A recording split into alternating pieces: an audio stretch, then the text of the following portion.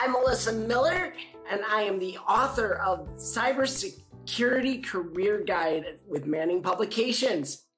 So excited to have you guys here tonight. We are talking about starting your career in the cybersecurity community. And so we're talking about how do you go about finding your path? How do you get into that cybersecurity career?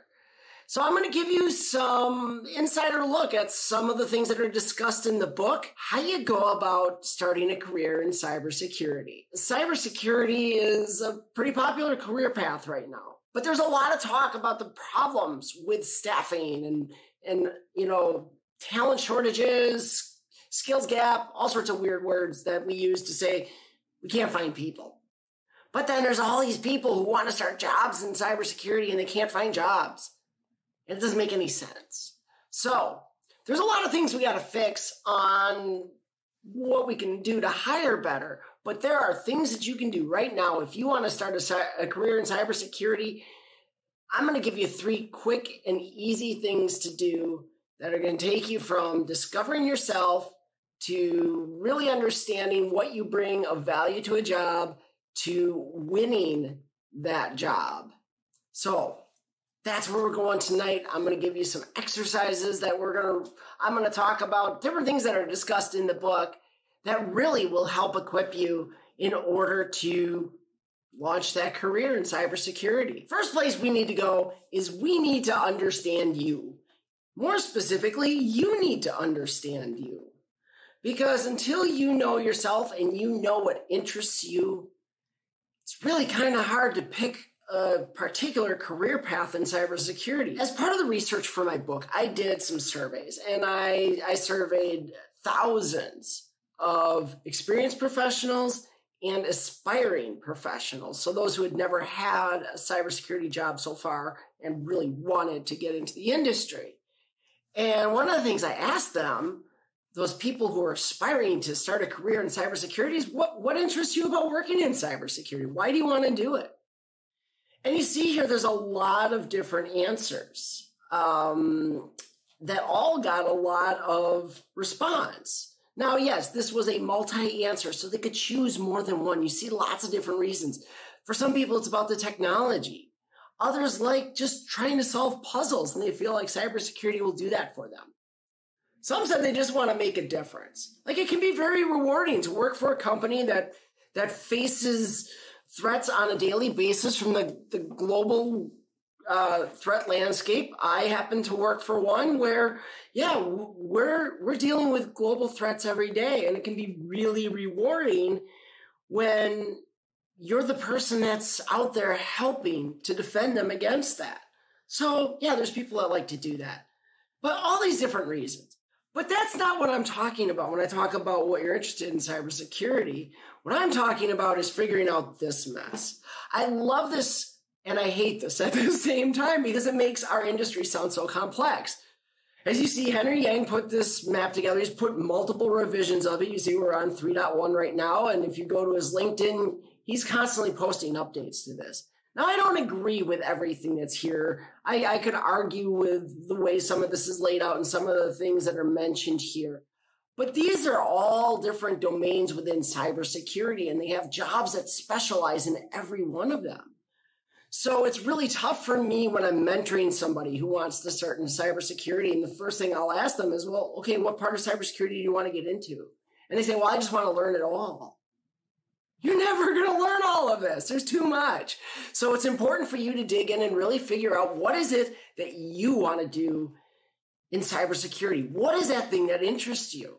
So in the book, and what I'm going to tell you tonight, great way to get started on figuring this out. I tell you there's an exercise in chapter 3 of the book to go out, chapter 4, to go out and just look at 3, 5, maybe 10 at most places. It could be news sources, blogs, whatever, that report on cybersecurity. You see a couple news sources and a blog here, ones that I read on a pretty regular basis. Go to each of those. Grab 5 to 10 of the headlines from each of those that look the most interesting to you. So go through, they've got a list of articles, Find 5 or 10 from each site that seem really interesting and write down those headlines. Don't read the article, just the headline. Get all of those in a list. Now what I want you to do is break those down and look at what the topics are that they actually cover. Make a list.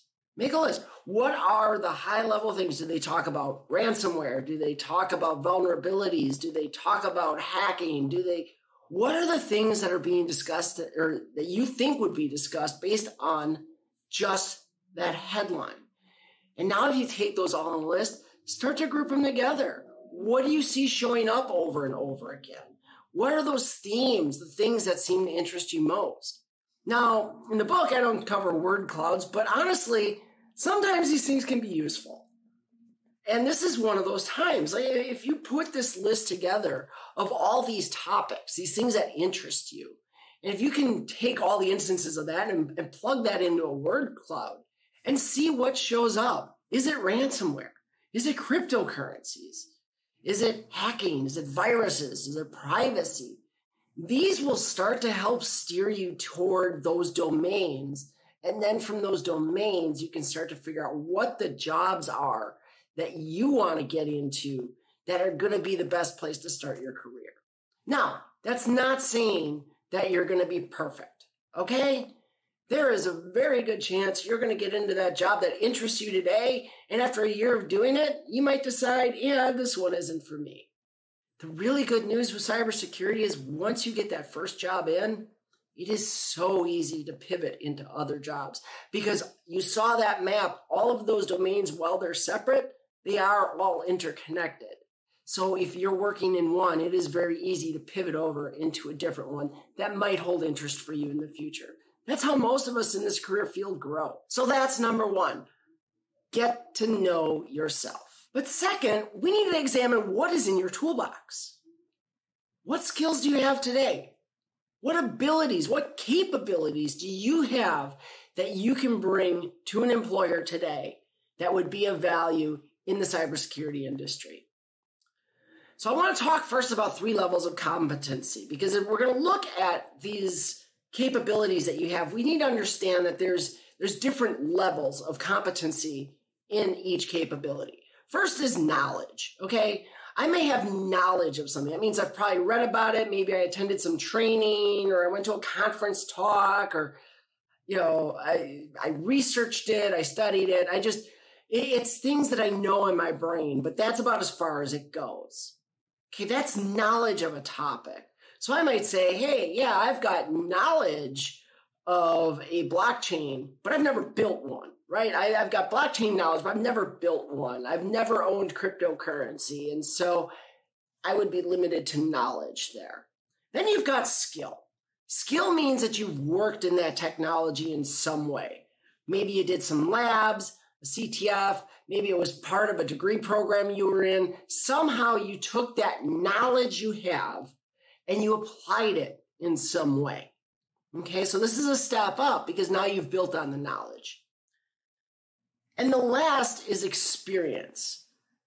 This is the one we kind of rush to when we think about applying to jobs. We think about, well, where do I have experience? Because experience is where you have something documented, formal example, where you actually applied a particular capability or skill.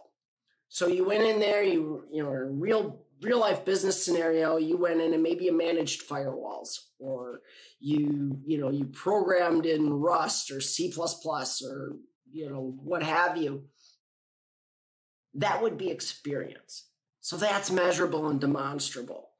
And you see, that goes above and beyond skill because now it's very specific to you did it in a business setting. What I tell people in the book, one of the exercises we do is we walk through just identifying what those capabilities are.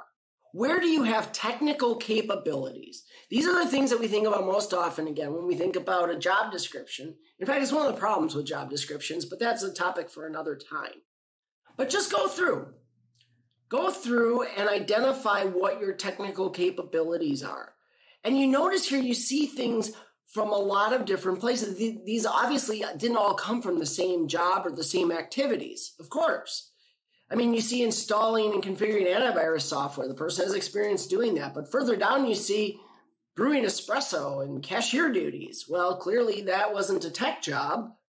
Sounds like they might have been a barista or something. We'll talk about that in a second. But you see different things. You see knowledge of the OWASP testing framework. What is that? Some of you don't know today, right? Go look it up. Google it. Then you have some knowledge. Start by building out this list, because now you're identifying those technical skills, the things that you see under the long list of requirements sometimes in job descriptions. So get those listed. Get that together in an inventory. But you're not done. We want to know about other capabilities too. Remember I talked about that barista? Technical capabilities are one thing.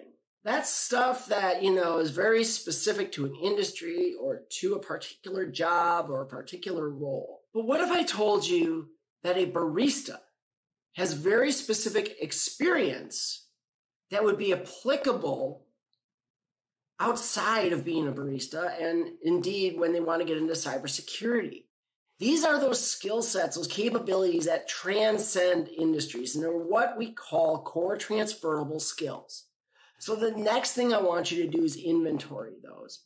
But the thing with core transferable skills is it's hard sometimes to get to the crux of what is that transferable element. What is that piece that transcends the industry? So you see brew espresso here. Okay, that sounds very basic, right? Maybe they make coffee drinks, whatever, right? That's what a barista would do. But then you see it's broken down into all of these core skills. So how do you get there? Well, here's an example. So let's start with, hey, what would you normally put on a resume if you were a barista? You say, well, I made coffee beverages. Well, that doesn't mean anything if I'm going to try to go for a cybersecurity career, right? Just putting that on the resume probably isn't going to wow too many hiring managers. But now I want to break that down. And what I want to start doing is eliminating all the things that refer to coffee, right? Let's just take coffee out of there for a minute. You received orders, you prepared orders according to recipes, you delivered to the customer, and you cleaned equipment. Okay, that would apply to a lot of places. But it still doesn't transcend all industries, right? That's not something that you could apply to just any job. So we want to go deeper. We want to take this to the next level. And when we do that, we start taking out anything that would tie this to a particular industry and word these in ways that they would be open to understanding and would fit and transcend any industry. So what does a barista do that I would sit here and say makes them a very good SOC analyst, for instance, in cybersecurity? Well, when I take all the coffee and barista stuff out of there and I look at what they actually do, they process multiple inputs, they translate those inputs into tasks, they prioritize and organize them so they can do them efficiently, and they focus on efficient delivery to the customer. Meanwhile, they also have to plan and execute maintenance activities throughout the course of their day. So those are all skills that I, as a hiring manager, would want to see in someone that I was going to hire into a cybersecurity role, especially someone that maybe was in a security operations center or some other operations-related job where that's what they're going to be expected to do, take inputs and process them and work in a high-pressure environment. So now we've got this. And the last thing we're going to talk about are soft skills. I don't like the term soft skills, but it's the term that everybody knows. So do go through and identify your soft skills. Those are going to be like the things like, hey, I'm good at public speaking. I deliver presentations. I have good written communication skills, things like that. But now I want you to identify those, get all of those into this capabilities inventory, and then start to identify within those 3 levels of competency, break that down further and really where do you stand. Now, for knowledge and skill, we're going to talk in terms of beginner, advanced, and expert, okay? Because that's how we rate those things. There's not really another way to quantify that. So if I say I have advanced knowledge of OWASP testing framework, that means I've probably done quite a bit of reading about it. I've seen how it might apply to things, even though I haven't personally applied it. You see beginner and ransomware. Maybe I've just read some articles about ransomware, but I really don't know much about it. So we do that for each knowledge and skill, but when it comes to experience, this is the one where, just like they ask for in those job descriptions, we want to talk how many years of experience do I have? Because now that's something that I can quantify, because now I'm talking about How many years was I in a job where that was something that I had to do? So this gives me my capabilities inventory.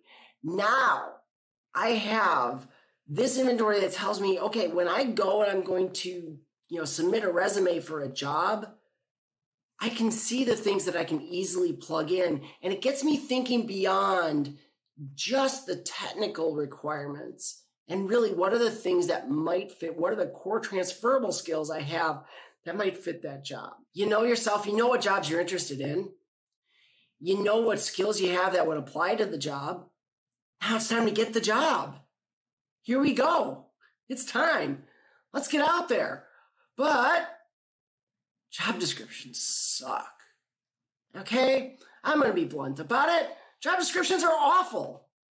This is another part of the research I did for this book, and I did also as part of a TEDx talk that I gave last year in 2021. Our job descriptions in tech and in cybersecurity in particular are awful. Look at this job description. So this is for an information security architect. You probably may not even be able to read this on your monitors. It's 3 pages long. Look at all these bullet points. These are just the role description and the requirements for that role. I mean, look at it. There's over 30 requirements for skills.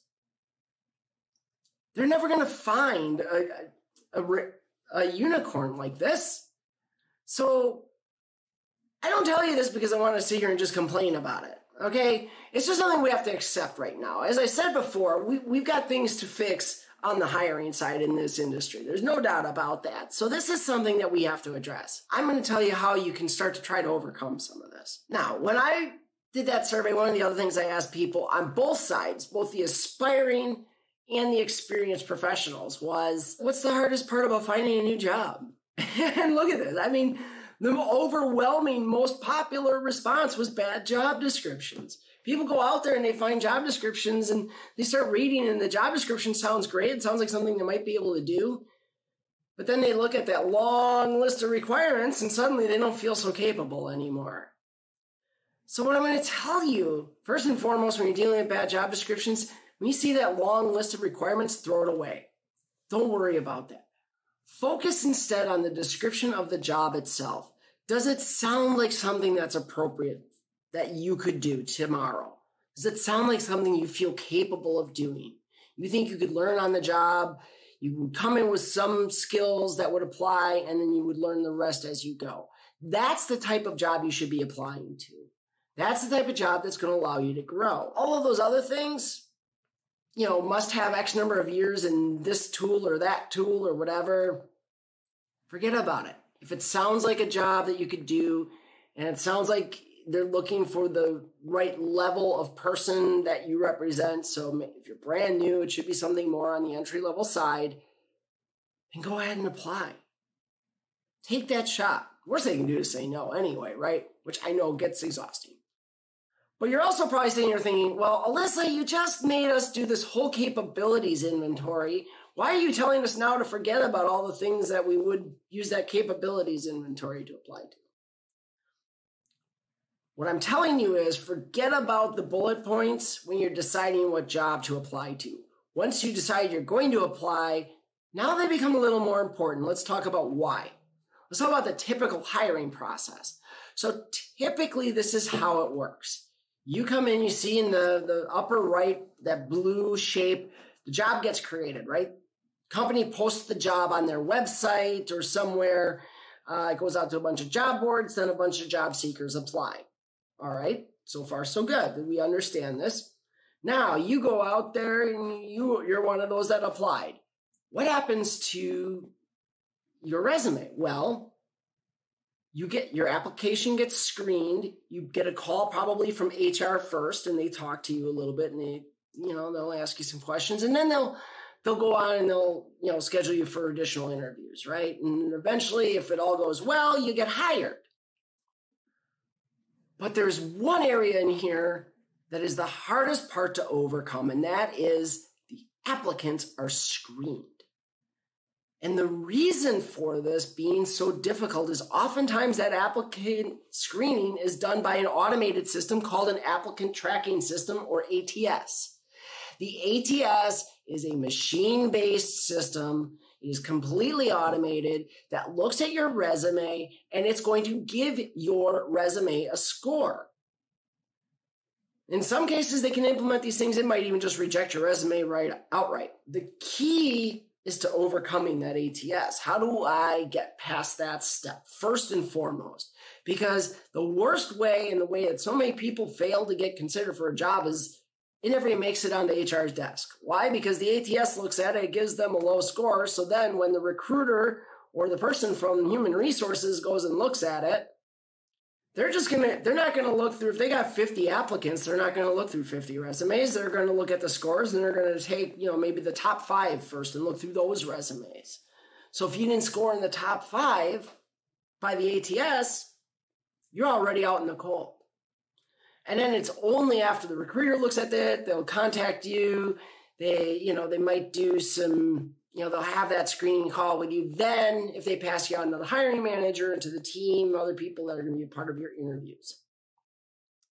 So we're trying to beat the ATS. We're not really trying to beat the ATS. We're trying to cooperate with the ATS. And there's a couple things you can do here to really increase your odds. First is use simple formatting in your resume. Use something that's machine readable. Don't use a lot of graphics. Don't use a lot of, weird formatting. Keep it simple. Keep it easy to read text. Times New Roman, Arial, something standard. Don't use crazy fonts. Second thing is each resume should be tailored to the job. This is where your capabilities inventory comes to play. So what you're going to do is you're going to use that capabilities inventory and you are going to try to match up as many of those capabilities to the bullet points that are on that job description so that the ATS will see matches. And what you want to do is look for the keywords. Look for keywords in those statements and where they line up to your capabilities. And look for different ways to say the same thing multiple times if you can. Those are things that seem silly, but that's how these systems work. Ultimately, what you're trying to do is check the boxes for the ATS. If it says you must have a certification and you have a certification, make sure you list it. And make sure you list it clearly in a section called certifications. So just that clarity can make such a big difference when it comes to the ATS. But the next thing you need to do is, assuming you get past the ATS, you've got to inspire the recruiter. You want to stand out and be memorable. Put information on there that shows that you've created content, you've created blogs, whatever. Get that stuff in your resume. Link the experiences that you have. More importantly, link your knowledge and skills to the requirements that are on that job listing. When you talk to them, talk about how you did these things that applied to the different bullet points. Make sure you check the boxes for the recruiter too. And then finally, be responsive. I interviewed a bunch of recruiters in my research for the book as well. And you know what most of them told me? Their biggest pet peeve with job seekers is that they go dark. They stop responding. They'll go 2 weeks without a response. And now by that point, the recruiter's moved on. So be responsive. So I hope that this was useful to you. Again, check out Cybersecurity Career Guide on Manning Publications. I hope that you enjoyed this. Thank you again. I really appreciate you joining me tonight.